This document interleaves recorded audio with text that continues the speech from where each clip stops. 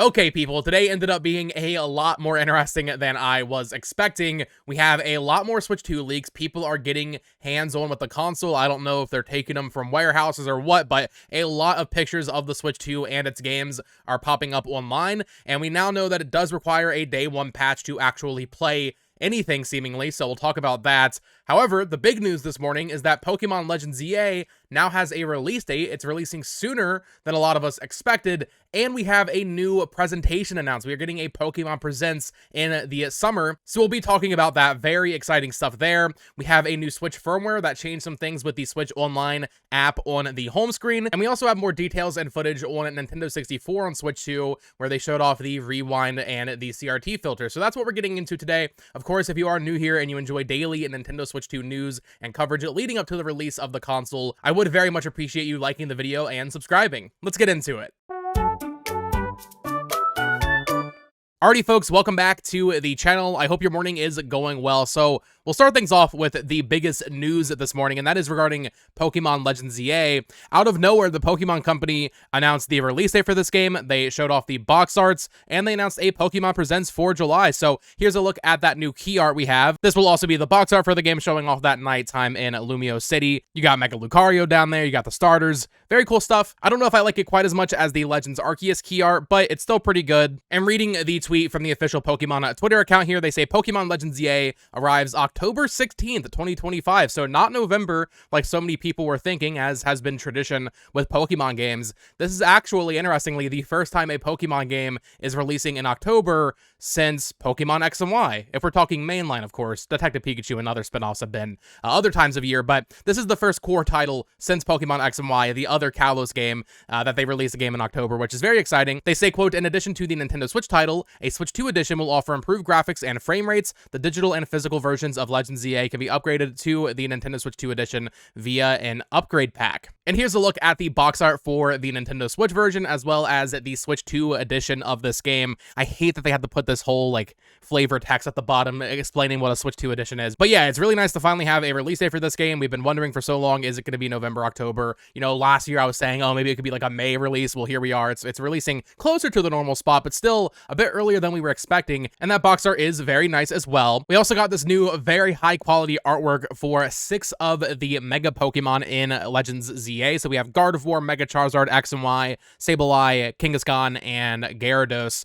Love this art. It kind of feels like it should be on a TCG card almost, but I love the way like they have all these different effects around them. They're really popping. Very cool arts here.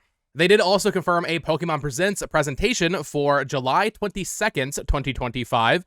We don't know any other details other than that. Pokemon Presents July 22nd. You can expect a lot of new information on Legends EA there. I imagine pre-orders will go up after this presentation. We should finally be seeing some new Mega Evolutions, that kind of thing. But let's talk about that date, July 22nd for a Pokemon Presents. That is much further out than they have ever announced a Pokemon Presents. And that combined with the weirdness of today's Legends EA news, the release date being in October, just out of the blue, no trailer attached to it, just kind of, yeah, here it is, has me thinking about that rumored June Nintendo Direct. And to me, I read this entire situation as them getting ahead of a Nintendo Direct that does not have any Pokemon news in it. Which means, if we are to believe the rumors from late last week from PH Brazil, he was saying that there would be a Nintendo Direct either the week of the Switch 2 launch or the week after, so in the first half of June. I think this supports that idea. They want to give some Pokemon information to the Pokemon crowd before that Nintendo Direct because there won't be any new Pokemon information in it, and they had to announce a Pokemon Presents for further out than they ever have before just to get ahead of things. So I think in the next 2 weeks, we're going to see a Nintendo Direct that will not have Pokemon in it, which is why they decided to announce this information just randomly on Twitter one morning. Now, I do also want to talk about that release date, October 16th. I think I might do a whole separate video on this. However, it being in October, I think does pave the way for the highly theorized secret holiday game. A lot of us were expecting Pokemon to release in November. Maybe Metroid slotted into October. We had Kirby Air Riders and Hyrule Warriors kind of floating around. But now that we know this is releasing in October, it does kind of leave a gap for November. Now, they could just fill that gap with Hyrule Warriors. I mean, I think that's maybe the likeliest outcome. However, I still think there is something to announce for this holiday, be that a Mario Wonder Switch 2 edition, be that Luigi's Mansion 4 on the highest scale of possibilities. So we will see, but Pokemon releasing in October, it's a little bit sooner than we thought, and that tastes so sweet. So let me know what you think of that release date. Are you excited for the Pokemon Presents? What do you want to see from this presentation? I'm sure when we get closer to it, I'll do a proper predictions video. It's a little early right now, though. I would like to see more than just Legends ZA, though. Ideally, we see either maybe some Nintendo classics added to Switch Online. That'd be pretty cool. Maybe we could finally get the Game Boy games. I think they'll save that for next year. Or maybe more notably, I think we could see a Switch 2 exclusive spinoff here. Usually we get like a Pokemon spinoff pretty early, even if it's just a new Rumble or like Pokken 2 or something. Like I think we could see a Pokemon spinoff for Switch 2, like a proper full retail, not free to play, not mobile spinoff for Switch 2 in this Pokemon Presents, which I would love to see. But let me know your predictions for this in the comments down below. Very exciting stuff. Cannot wait to get my hands on Pokemon Legends ZA. All right, next up, we need to talk about all of the Switch 2 leaks over the past 24 hours. So in yesterday's video, we discussed how the Switch 2 was being sent out to retailers. We were seeing people that work at various stores posting their back rooms with dozens and dozens of Switch 2 boxes stacked up on the shelf in the back room, right? That kind of thing.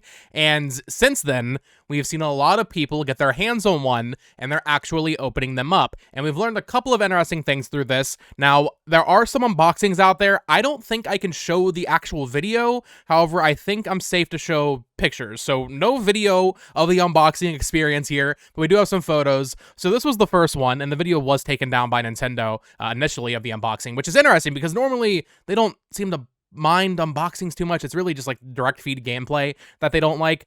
But we have Wario 64 on Blue Sky over here with the initial photos here, and we had our first look at the inside of the box. And as you can see, I mean, we saw yesterday that the size comparison to the OLED box is pretty massive. It's much smaller than that. They really min-maxed their space when it comes to this thing. They angled the Joy-Con so they could fit it in there, and the Switch 2 tablet itself really takes up the entirety of the box here. And then under this would, of course, be the Switch 2 dock, the power adapter, that kind of thing.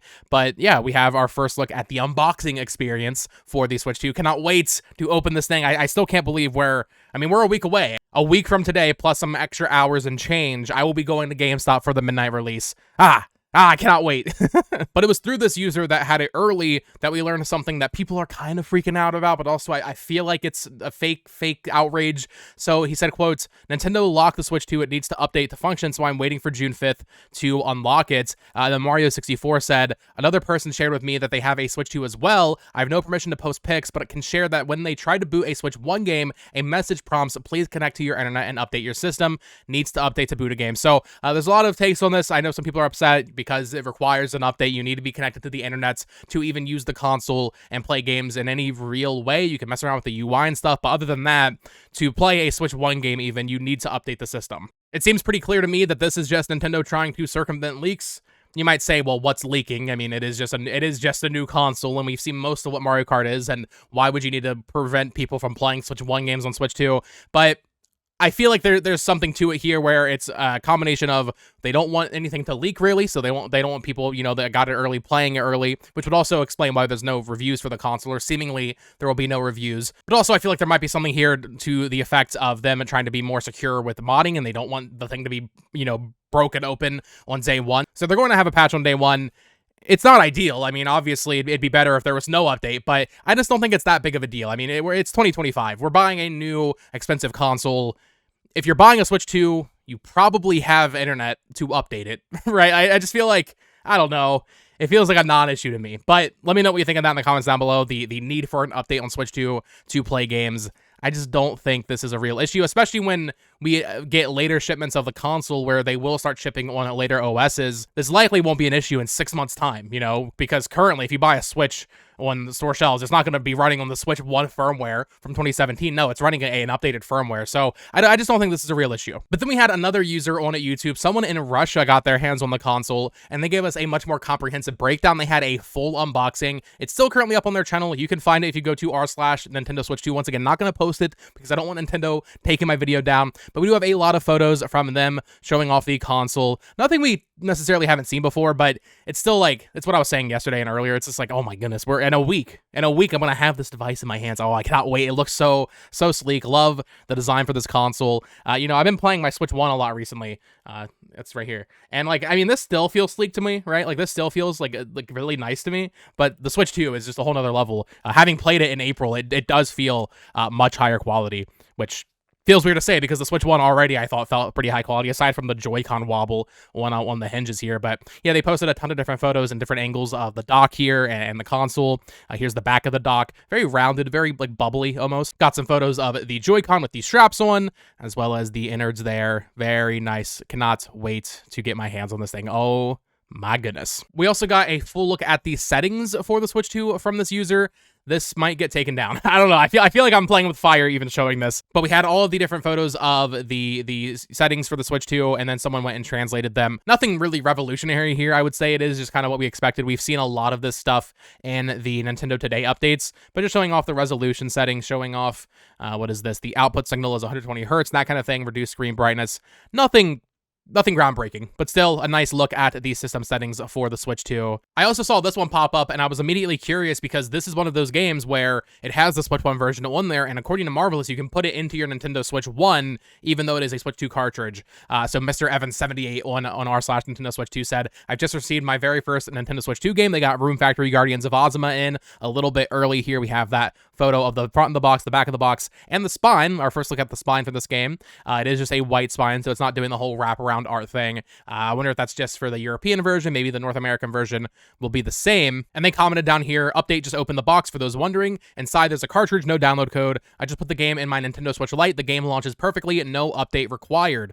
So it is just a Switch 1 game on the Switch 2 cartridge, but it also has that Switch 2 version, which makes sense if publishers and developers are being forced to use the 64 gig cards.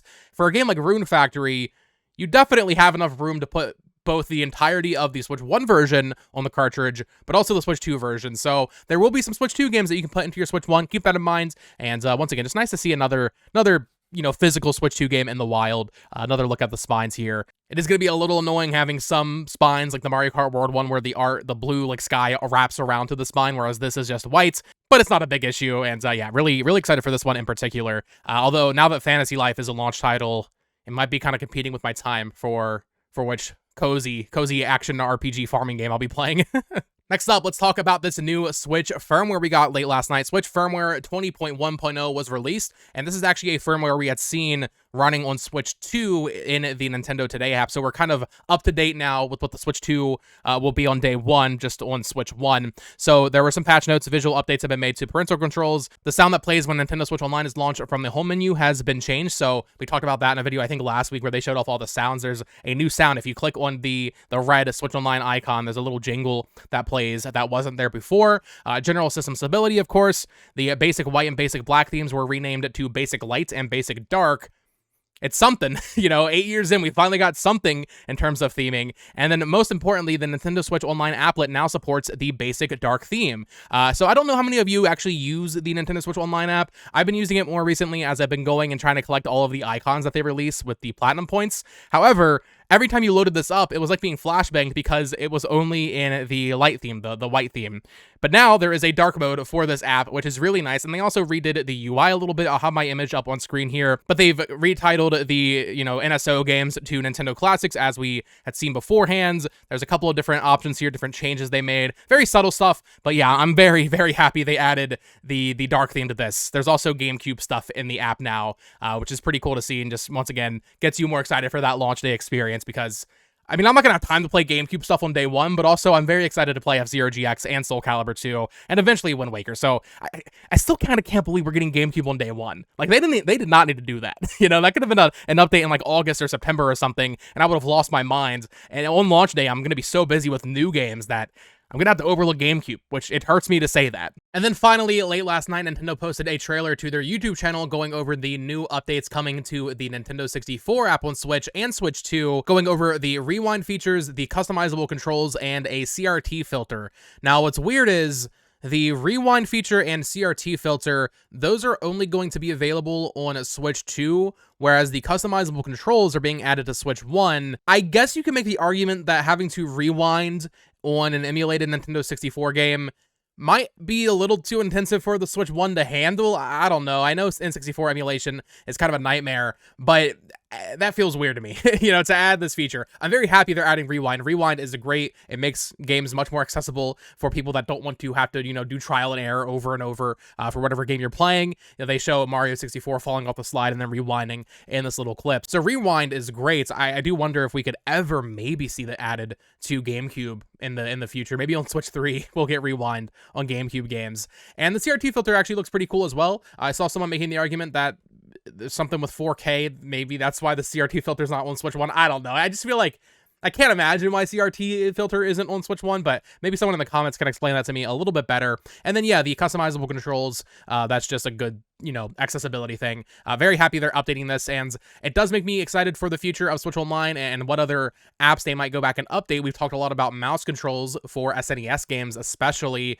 You have to imagine that's coming soon. In fact, I wouldn't be surprised if that's also on launch day and we find out over the next week that, yeah, they're adding SNES mouse support, or Switch 2 mouse support, I should say, to like Nobunaga's Ambition, which got added a few months ago. That game supported the SNES mouse on SNES, so why not go ahead and add Switch 2 mouse support for the Nintendo Classics version? I would love to see that. So that is going to do it for today's video. Let me know what you think of that Pokemon Legends ZA release date and the Pokemon Presents that was announced. Very exciting stuff there. How do you feel about the Switch 2 leaks, and now that it's out in the wild, I mean, people are getting their hands on it. There is that patch, so people can't play games early, which I guess is kind of nice if you're trying to avoid spoilers for something like Mario Kart. But also, if there are any issues with that day one patch, this does kind of alleviate misinformation spreading of, like, let's say Echoes of Wisdom for some reason has compatibility issues on Switch 2 without that patch.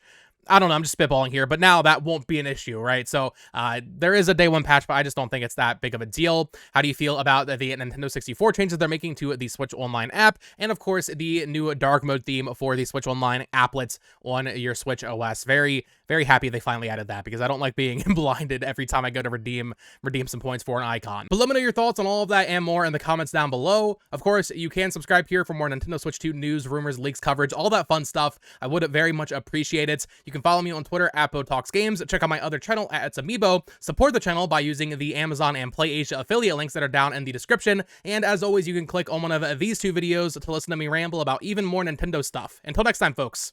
Peace.